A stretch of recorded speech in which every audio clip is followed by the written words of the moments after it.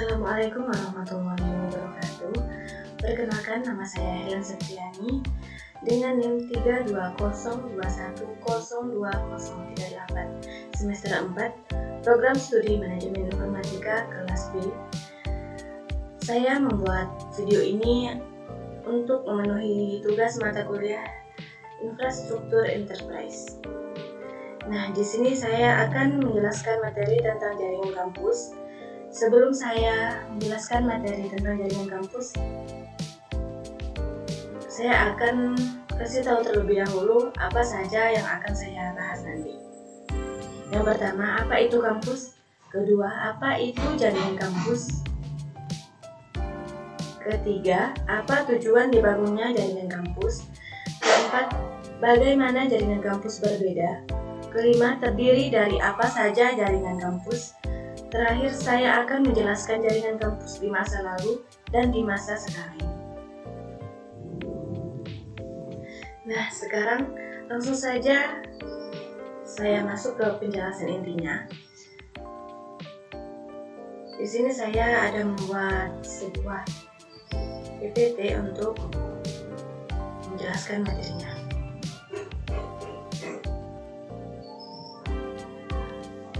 Jaringan kampus yaitu daerah lingkungan bangunan utama perguruan tinggi atau universitas akademik, tempat semua kegiatan belajar mengajar dan administrasi berlangsung. Kampus biasanya area tetap di mana infrastruktur dikerahkan, contohnya pabrik, instansi pemerintah, pusat perbelanjaan, gedung perkantoran, kampus sekolah, dan taman.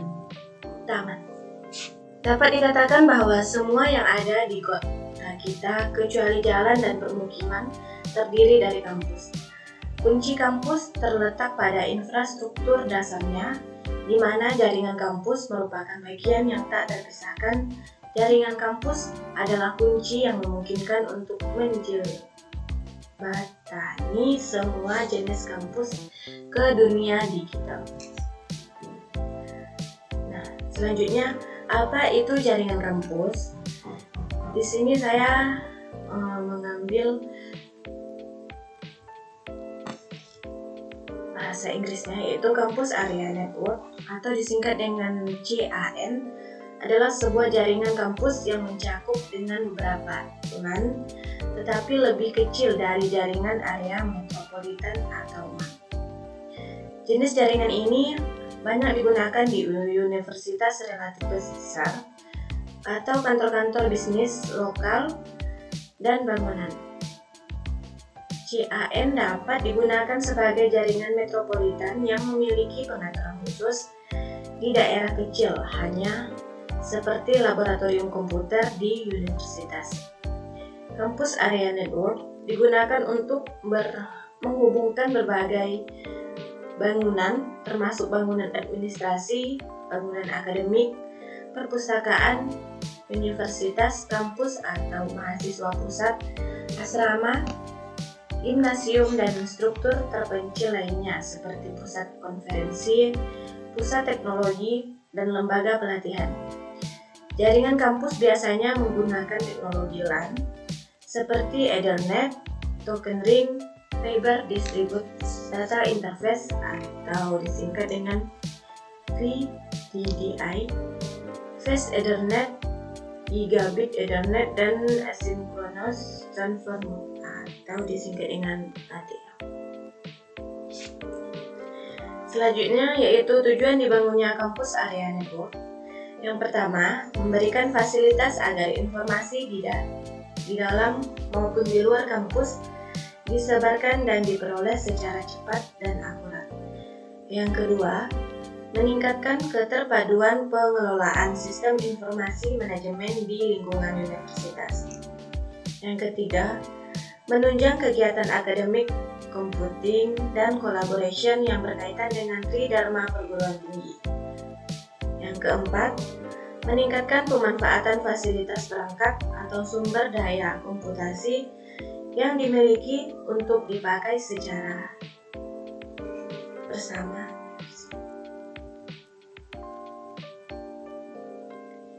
Selanjutnya, bagaimana jaringan kampus berbeda, keragaman kampus dan organisasi internalnya. Jaringan kampus berbeda dalam ukuran dan bentuk.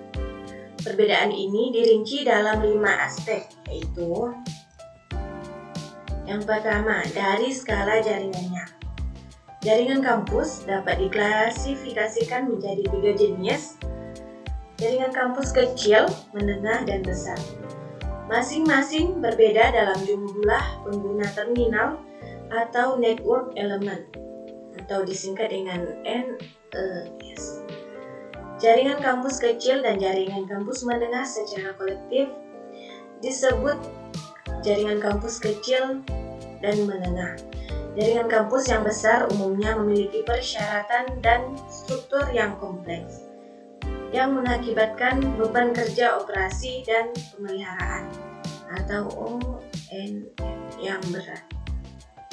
Untuk menangani hal ini, tim O dan M profesional penuh waktu mengambil alih manajemen TI end-to-end, mulai dari jaringan kampus perencanaan kerja, konstruksi, dan O dan M hingga troubleshooting. Yang kedua, target layanannya. Beberapa jaringan kampus bersifat tertutup dan terbatas, hanya mengizinkan pengguna internal, sementara yang lain terbuka untuk pengguna internal. Penggunaan di jaringan kampus tertutup biasanya adalah karyawan internal. Perilaku online mereka relatif tetap dan dapat dikontrol secara efektif. Jaringan kampus tertutup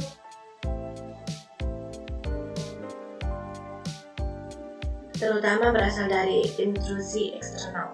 Untuk itu, jaringan kampus tertutup biasanya menggunakan model benteng untuk mencegah akses tidak sah dari jaringan eksternal dan internal. Secara khusus, kontrol penerimaan jaringan atau NAC diperkenalkan untuk mengautentikasi nama pengguna, akun, token, sertifikat, dan kredensial lainnya untuk mencegah pengguna non-internal mengakses jaringan. Jaringan kampus terbuka memberikan gambaran yang berbeda. Jaringan kampus terbuka bertujuan untuk melayani publik sebanyak mungkin. Untuk tujuan ini, autentikasi akses jaringan perlu mengakomodasi akses publik yang mudah dan identifikasi pengguna yang efektif. Solusi yang layak adalah menggunakan nomor ponsel plus kode verifikasi layanan pesan singkat atau SMS, atau mengadopsi autentikasi akun sosial. Dalam situasi dunia nyata, jaringan kampus biasanya memiliki subnet tertutup dan terbuka. Jaringan kampus tipikal yang melayani publik selalu memiliki subnet tertutup untuk keperluan kantor dan administrasi internal. Demikian pula, jaringan kampus yang dirancang untuk personel internal biasanya sebagian terbuka untuk pihak luar.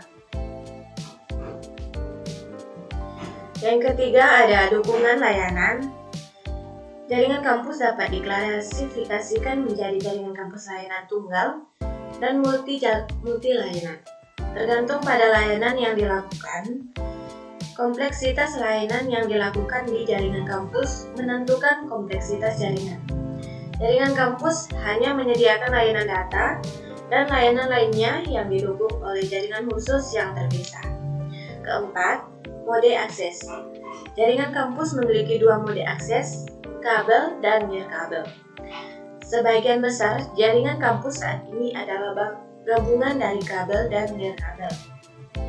Nirkabel bebas dari batasan pada lokasi port dan kabel, dan karenanya dapat digunakan secara fleksibel. Jaringan kampus tradisional adalah jaringan kampus kabel.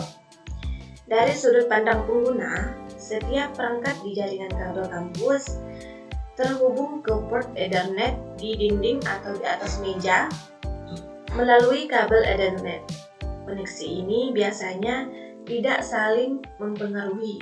Dengan demikian, arsitektur jaringan kabel kampus biasanya terstruktur dan berlapis dengan logika yang jelas, pengelolaan sederhana, dan pemecahan masalah yang mudah. Yang kelima, atribut industri. Jaringan kampus beradaptasi dengan industri yang mereka layani untuk memenuhi persyaratan yang berbeda dari industri yang berbeda. Kita harus merancang arsitektur jaringan kampus sesuai dengan kebutuhan masing-masing industri. Tujuan utamanya adalah untuk mengembangkan solusi jaringan kampus dengan atribut industri yang nyata. Nah, di sini saya akan memberikan contoh jaringan kampus dari instansi mana saja. Yang pertama, jaringan kampus perusahaan. Sebenarnya jaringan kampus perusahaan mencakup cakupan terbesar dari semua jenis jaringan dan dapat lebih disegmentasikan oleh industri. Jaringan kampus perusahaan yang dijelaskan di sini mengacu pada jaringan kantor perusahaan yang dibangun berdasarkan perangkat switching Ethernet. Yang kedua, jaringan kampus pendidikan. Ada dua jenis jaringan kampus pendidikan: jaringan kampus pendidikan dasar atau menengah dan pendidikan tinggi. Jaringan kampus pendidikan dasar atau menengah ditujukan untuk sekolah dasar dan menengah, dan struktur serta fungsi jaringan internalnya serupa dengan jaringan kampus perusahaan.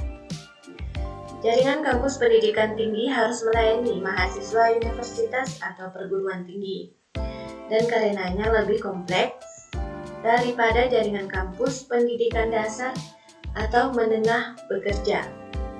Jaringan kampus pendidikan tinggi seringkali terdiri dari beberapa jaringan yang berbeda, termasuk jaringan pengajaran dan penelitian, jaringan pembelajaran mahasiswa, dan jaringan akomodasi operasional. Yang ketiga, jaringan kampus e-government.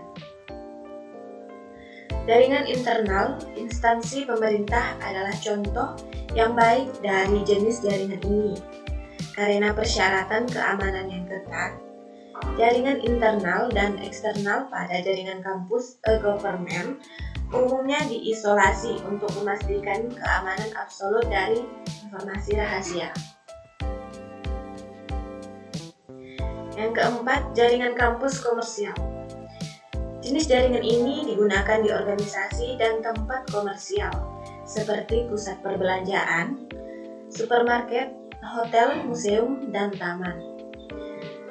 Dalam kebanyakan kasus, jaringan kampus komersial memfasilitasi pekerjaan kantor internal melalui subnet tertutup, tetapi yang terpenting melayani sekelompok besar konsumen seperti tamu di pusat perbelanjaan, supermarket, dan hotel. Nah, selanjutnya penjelasan dari terdiri dari apa saja jaringan kampus. Terdiri jaringan data kampus, terminal kampus, platform manajemen jaringan, platform keamanan, dan platform aplikasi layanan. Penjelasan yang pertama yaitu jaringan data kampus. Jaringan data kampus dibangun menggunakan teknologi Ethernet atau WLAN. Ini terdiri dari semua perangkat komunikasi data di kampus, termasuk berbagai saklar internet, AP nirkabel, mengontrol akses nirkabel atau WAC, dan firewall. Semua trafik data internal diteruskan melalui jaringan data kampus. Yang kedua, akses terminal. Terminal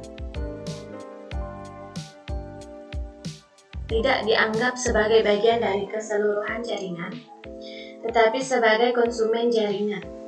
Ini karena pemilik terminal biasanya bukan administrator jaringan. Namun, ini tidak berlaku untuk jaringan kampus. Terminal akses sering kali bermasalah, dianggap sebagai bagian tak terpisahkan dari jaringan kampus.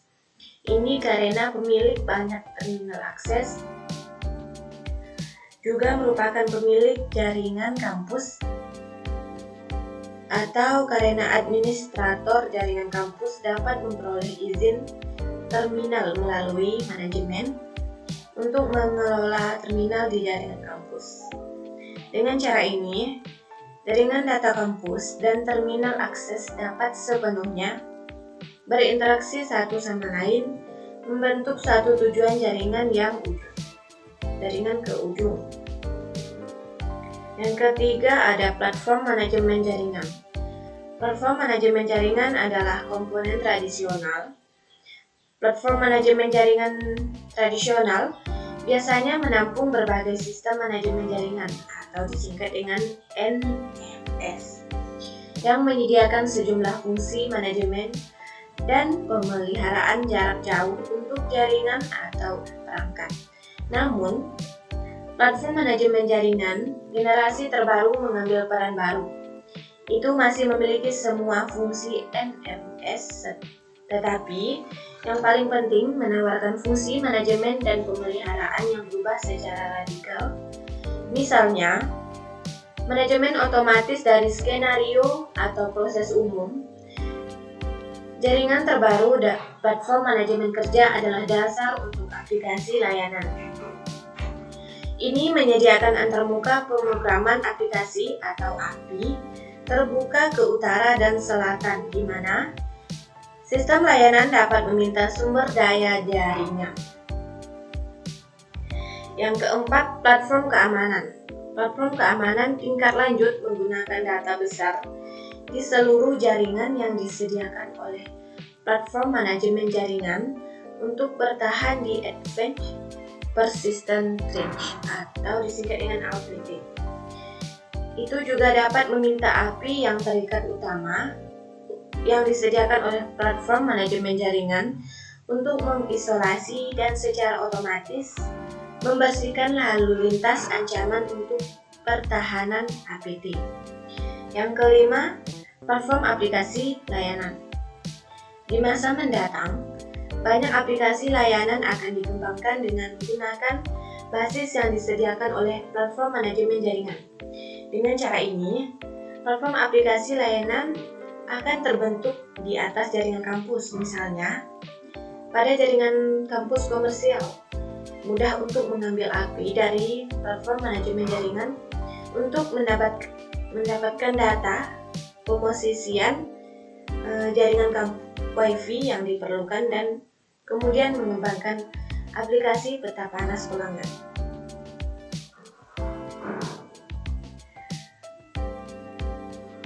Penjelasan yang terakhir yaitu jaringan kampus di masa lalu dan di masa sekarang. Sejak jaringan kampus